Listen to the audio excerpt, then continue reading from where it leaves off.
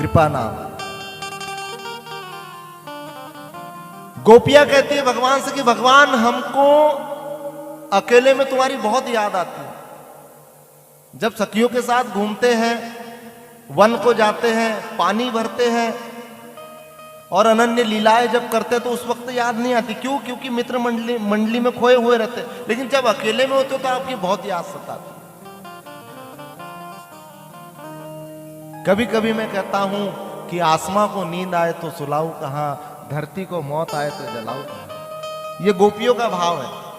ये मानो गोपियां कह रही श्री ठाकुर जी से कि आसमां को नींद आए तो सुलाऊं कहां, धरती को मौत आए तो जलाऊं कहां, सागर में लहरें आए तो छुपाऊं कहां, और मेरे सावरिया सरकार जब तुम्हारी याद सताए तो जाऊं कहां। बोले हे ठाकुर जी आप हमसे कब मिलोगे? तो श्री ठाकुर जी ने वचन दिया। क्या वचन दिया? कि भगवान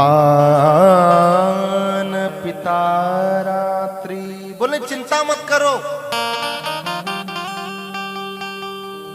शरदोत फुल्ल मलिका,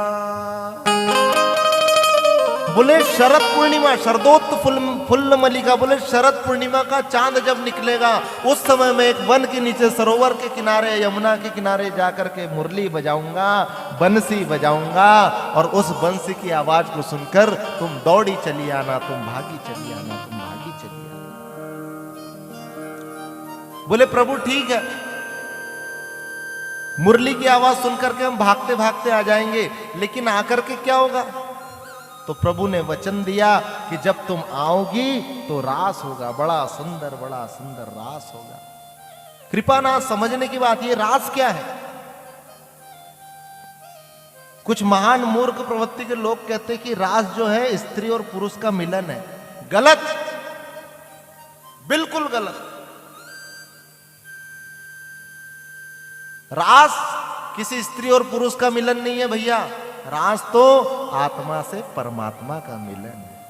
आत्मा से परमात्मा का मिलन है।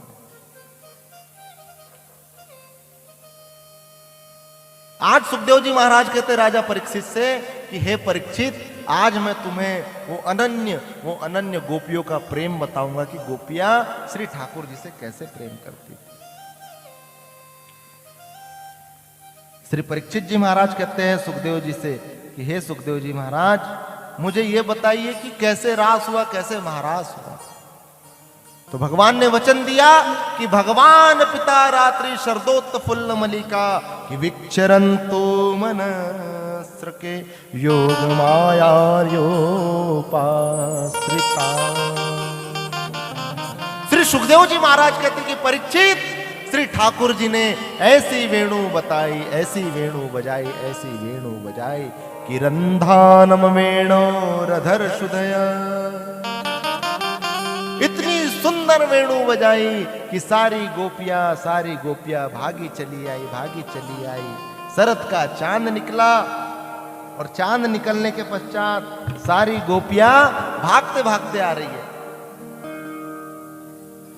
सारी गोपियां भागते भागते आ रही। कोई गोपी भोजन बना रही थी अपने पति के लिए तो भोजन बनाना छोड़ दिया, दौड़ते दौड़ते आ गई। कोई सखी श्रृंगार कर रही थी तो एक ही आंख में काजल लगाया, दूसरी में लगाया नहीं। कोई पाउडर लगा रही तो पूरे शरीर में पाउडर लगा लिया कृपानाथ। कोई ने चोटी चुनी करी, कोई ने आधी चोटी करी, आधे बाल खुले। क्यों? क्योंकि भगवान से प्रेम वैसा है। गोपियों को डर था। अच्छा, एक रहस्य की बात कि गोपी भगवान से मिलने गई क्या? नहीं गई। तुम सोचो कि रात्रि के 12 बजे घर छोड़ करके कोई गोपी जाएगी तो घर वाले डांटेंगे नहीं? बिल्कुल डांटेंगे। तो गोपियां गई भगवान से मिलने? बिल्कुल नहीं गई। तो कौन गया भगवान से मिलने? तो गोपियों की आत्मा गई। और मैंने पहले भी कहा कि रास क्या है? आत्मा और परमात्मा का मिलन। ये किसी स्त्री पुरुष का मिलन नहीं है।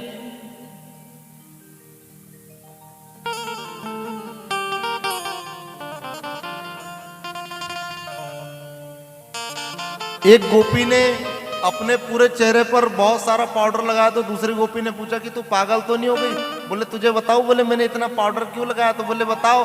बोले इसलिए लगाया कि सारी गोपियों में सबसे अलग मैं दिखूंगी, और सारी गोपियों में सबसे अलग जब मैं दिखूंगी तो मेरे गोपाल जी की सबसे पहले दृष्टि मेरे ऊपर जाएगी। अच्छा, कृपानाथ सारी गोपियां दौड़ते दौड़ते गई और जाकर के ठाकुर जी के समक्ष खड़ी हो गई।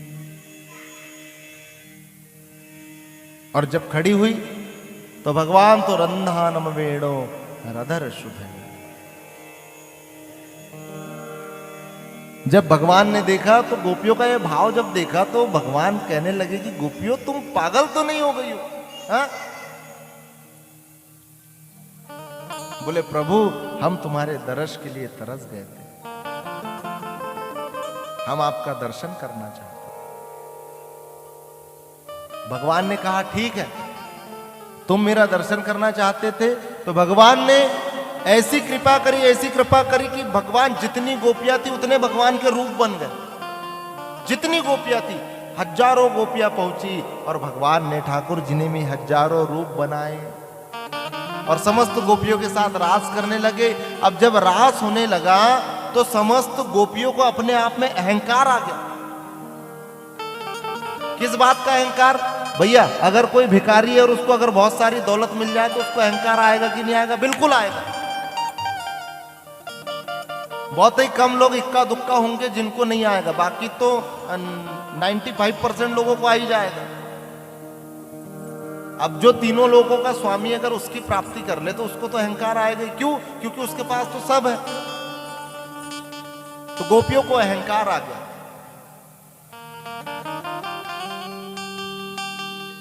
किस बात का अहंकार? कि जिस जगदीश के लिए, जिस तीन लोगों के स्वामी के लिए पूरी दुनिया तरसती है, आज वो हमारे साथ खड़ा है। और जहां पर अहंकार आता है वहां पर ईश्वर रहते हैं क्या भैया? बिल्कुल नहीं रहते। जहां अगर अहंकार आ गया वहां पे ईश्वर नहीं रहते। ईश्वर कहां रहते? जहां पर आनंद है, जहां पर सुख है, जहां पर प्रेम है, जहां पर प्रसन्नता है, वहां पर ईश्वर रहते। अगर उसके घर में सूखी रोटी चटनी है फिर भी वहां ईश्वर का वास रहेगा। और कई 56 प्रकार के भोग है, लेकिन मन में छल कपट द्वेष ईर्ष्या ये सब रहेगा तो वहां पर ईश्वर बिल्कुल नहीं रहते। और कृपानाथ शास्त्रों में भी ये भी कहा गया है कि जब हम भगवान का भजन करें और भगवान की कथा सुने तो हमारे मन में भी किसी प्रकार का छल कपट नहीं होना चाहिए। निर्मल मन जन सो मोहि पावा, मोहि कपट छल छिद्र न भावा। एकदम शुद्ध आत्मा होना चाहिए, शुद्ध मन होना चाहिए। लेकिन आज जब ठाकुर जी की प्राप्ति करके गोपियों को अहंकार आया तो ठाकुर जी अदृश्य हो गए। और जब अदृश्य हो गए तो गोपियां जोर जोर से रुदन करने लगी, रोने लगी। बोले हमारे प्रियतम कहाँ है, हमारे स्वामी कहाँ है? भगवान जहां पर स्वार्थ होता है वहां बिल्कुल नहीं होते हैं, और जहां निस्वार्थ होता है वहां मेरे ठाकुर जी खड़े रहते हैं। जिस प्रकार से मीराबाई ने निस्वार्थ भाव से भगवान श्री ठाकुर जी का प्रेम प्राप्त। मीराबाई कहती थी, क्या कहती थी? कि कागा सब तन खाइयो,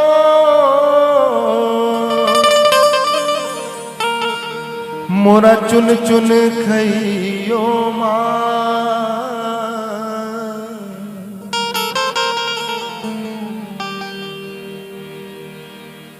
ये दो नैना मत खाइयो, मोहे पिया मिलन किया। मीराबाई कहती है कि हे कौवे, हे कागा, मैं तुझे अपना हृदय निकाल करके देती हूं, मैं अपने प्राणों को त्याग कर देती हूं, मैं तुझे अपना हृदय निकाल करके देती हूं। इस हृदय को लेकर के जा। और कहां जा? बोले जहां पर मेरे रास बिहारी श्री ठाकुर जी एक वृक्ष के नीचे बैठ करके मुरली बजा रहे होंगे तो इस हृदय को उनकी गोद में रख देना। बोले उससे क्या होगा? बोले जब तुम इस हृदय को उनकी गोद में रख दोगे और जब वो धड़केगा और उसमें से कृष्ण कृष्ण कृष्ण आवाज निकलेगी तो शायद मेरे ठाकुर जी छटपटा के मुझसे मिलने आ जाए। ये होता है प्रेम भगवान, ऐसा प्रेम होना।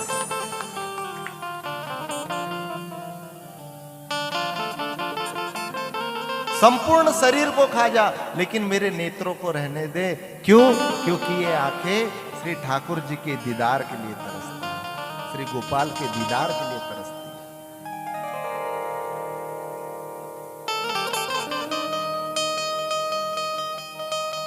दिल के उजड़े हुए गुलशन में जो तू आ जाए, कल भी मैंने कहा था, लेकिन ये शायरी यहां पर बनती है कि दिल के उजड़े हुए गुलशन में जो तू आ जाए, क्या खबर कागजी फूलों में खुशबू आ जाए, और ये जान जब निकले मेरे प्यारे सामने तू आ जाए।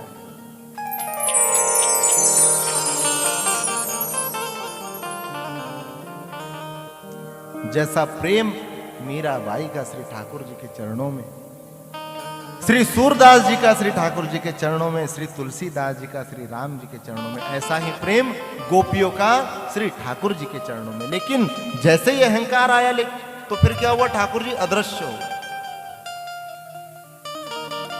फिर गोपियों ने रुदन किया, और रुदन करने के पश्चात गोपियों ने, समस्त गोपियों ने मिलकर के गोपी गीत गाया।